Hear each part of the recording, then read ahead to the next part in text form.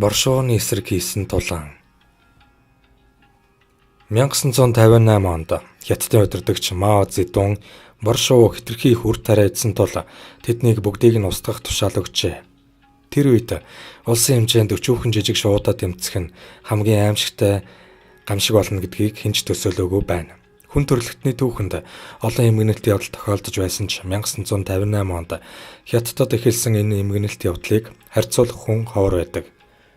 Бүгд найрамдах Хятад ард улсын удирдагч Мао Цзэдун тус улсын бүх боршууг устгах ёстой гэсэн зарлиг гаргажээ. Тэрбээр Хятадууд харах шумуул ялаа боршуу зэрэг хортон шавжгүй байж чадна гэж үзсэн бөгөөд Мао шувууд тариан талбай дээр хэтэрхий хүр тариа идэж байна гэж бодсон хангалттай шалтгаан болж хувирсан байна. Агуу их удирдагч боршуу нь бүгд найрамдах Хятад ард улсын эдийн засгийн хөгжлийн замд саад болж байна гэж хэлсэн ба Хятадын ард түмний аж амьдралыг орчин үеийн болгож сайжруулахын тулд Мао хэд хэдэн олон нийтийг хамарсан кампанит ажил хийжээ. Дөрвөн хортон шавжийг устгах явдал нь 1958-аас 62 оны хооронд улс орныг шинчлэх томоохон төлөвлөгөөний нэг хэсэг байсан бөгөөд мөн бүх боршууг устгах явдал энэ кампанит ажлын нэг хэсэг байв. Хүмүүсийг шуудыг устгах ажилд дайчилсан бөгөөд тэд бөмбөр цохиж туг далбаагаар даллаж ингэснээр шуудыг ядарч өгтөл нь нисгэж айлгадаг байв. Хятадууд боршууны үүрийг сүйтгэж нисэж яваа боршуудыг чавхаар харвдаг байсан ба үүний үр дүнд эдгээр шууд Хятадд устгах ирмэгдээр ирсэн бөгөөд зарим бүс нутагт тэд бүрмөсөн алга болж тэднийг дагаад бусад зүйлүүд мөн алга болжээ. Нийтдээ хэдэн зуун сая шууг устгаж жилийн дараа гинти асуудал гарч ирсэн байна. Үүний үр дүнд үнэхээр үр тарианы ургац баг зэрэг нэмэгдсэн боловч үүнтэй зэрэгдсэн хээрийн хортон шавжны халдлага эхэлсэн бөгөөд урд нь боршууны идэж байсан царцаа улам олширч өөрийн гол дайснаасаа салжээ. Энэ үүднээс боршууг алах нь сөрөг ур дагавартай байсан тогтоогдсон бөгөөд тэд зөвхөн үр тарианы үрийг идэж зогсохгүй бусад шавжийг ч иддэг байв. Царцааны сөрөг тариалангийн талбай руу давталж замд таарлцсан бүхнийг идсэн бөгөөд хөдөө орон нутгийн дийлэн хэсэг үр тарианы ургац царцаанд идэгдэж бүх нийтийг хамарсан өлсгөлэн эхэлжээ. Сая хятадууд өлсгөлөнгөөр өхөж эхэлсэн бөгөөд эдийн засгийн буруу бодлого, байгаль орчны сүрэл, төрийн терроризм зэргээс үүдэн янз бүрийн тооцоогоор өлсгөлөнгөөр 20-45 сая хүн нас баржээ. Аимшигт өлсгөл нь Хятадд 50 гаруй жилийн дараач 20-той сэдв хിവэр байсан бөгөөд хүмүүс босд хүмүүсийг идэж эцэг эхчүүд хүүхдээ иддэг байжээ. Мөн хүүхдүүд ч гэсэн эцэг эхээ идэж олон мянган хүн хоол хүнсний төлөө амиа алдсан байна. Энэ бүхний эцэст Мао дөрвөн хортон шавж хэмээх кампанит ажлаас шувуу гасч боршууны эсрэг кампанит ажлыг зогсоохыг тушаажээ.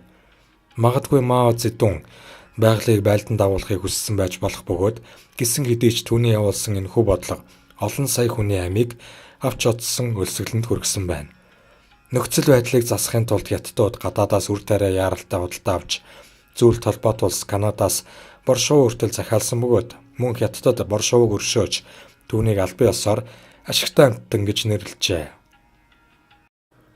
Хөхөө шувуу яагаад бусдын үүрэнд өндгөө орхидог вэ? Хөхөө шувуу өөрийнхөө өндгийг бусдын үүрэнд хайдаг талаар бид сайн мэднэ. Тэгээд зогсохгүй дөнгөж өндөгнөөс гарсан ангаахаа нь үүрэн дэх бусад өндөгнүүдийг түлхэж унагадаг гэнэ.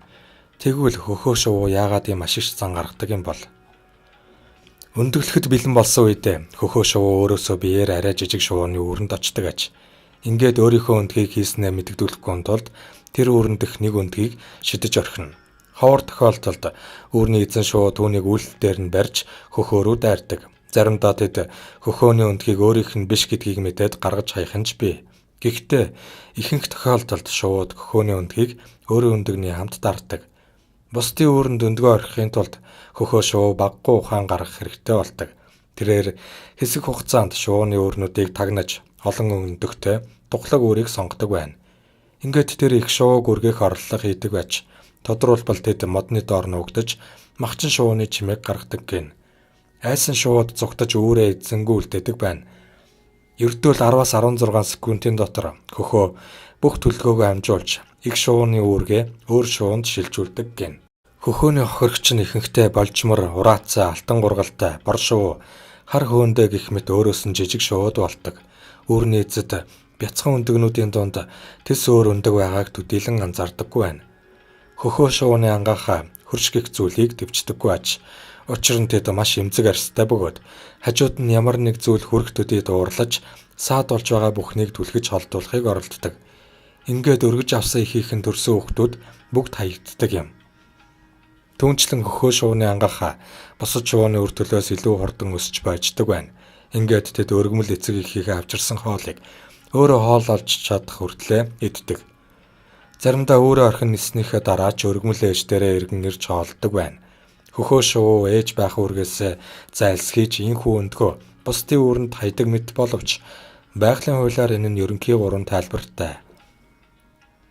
Шувуу ажиглагчдын үзэж байгаагаар хөхөө шувуу энэ арга замаар өндөгнүүдээ эцэг шувуунаас нь хамгаалж байгаа хэрэг гин. Эр хөхөөнд шинэхэн уураг хэрэгтэй байдаг учраас тэд өндгөө шууд идчихдэг. Хоёрдугаарт хөхөө шувуу цээжний онцлогоос овоолж өндөг дарж чадахгүй. Гуравдугаарт өндөгний хальс нэгэн зэрэг боловсрч гүйцэдэггүй тул хөхөө шувуу хагарч хамжаагүй өндгөө гэмтэх магадaltaй байдаг аж.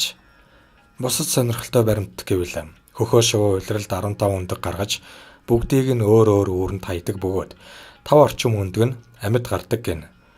Бүх хөхөө шувуу хариуцлагагүй байдаггүй аж. Америкийн хөхөө шувууд хамтдаа үрдсэж ээлж ээлжээр өндгөө дарж хоолдог гин.